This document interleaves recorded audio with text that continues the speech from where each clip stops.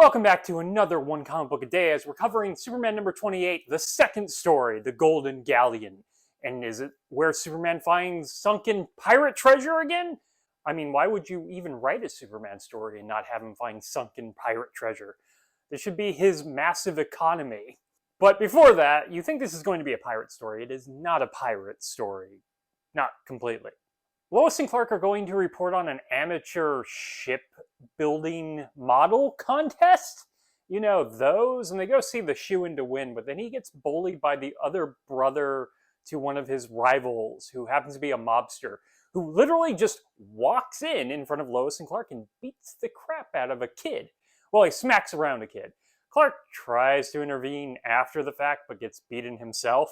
In the process, the kid's model, that should win first prize, gets destroyed. This is when Clark decides to become Superman. You know, Superman, bright blue costume, red cape. I haven't done that in a while.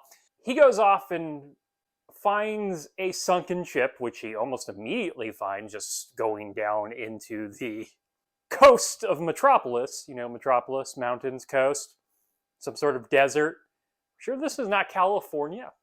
And immediately finds a sunken pirate ship. Were there constant pirate fights off the coast of Metropolis 200 years ago?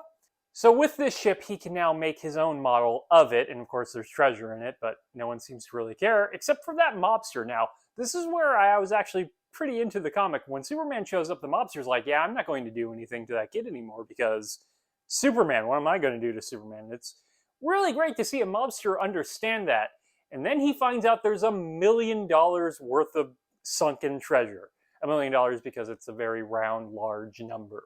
Then he's going to throw all that caution and common sense to the wind and go after the treasure. He tries to drown Lois and the kid. Yeah, about that. Superman's right by here.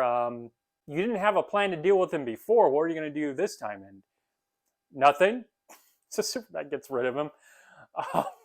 The mobster's younger brother is now repentant because he was even sickened by what his brother tried to do. And the other kid, Jimmy Tuttle, by the way, wins the model ship contest, so yay?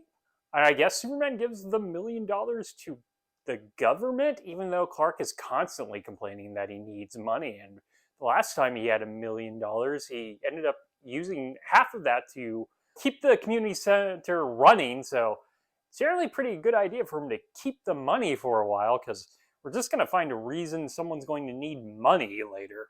There's some interesting stuff in this comic I'm really amused by, but in the end of the day, I totally forgot I hadn't covered the story yet, and it's not a very strong Superman story. It almost had some common sense in it. Okay, that is it from Superman number 28, The Golden Galleon. If you enjoyed this video, please like and subscribe, hit the bell icon to get notifications when a new video goes up. I do this Monday through Friday, but Fridays is Bat Friday, where I cover a Batman story in either Detective Comics or Batman. Whatever did happen to the Man of Tomorrow?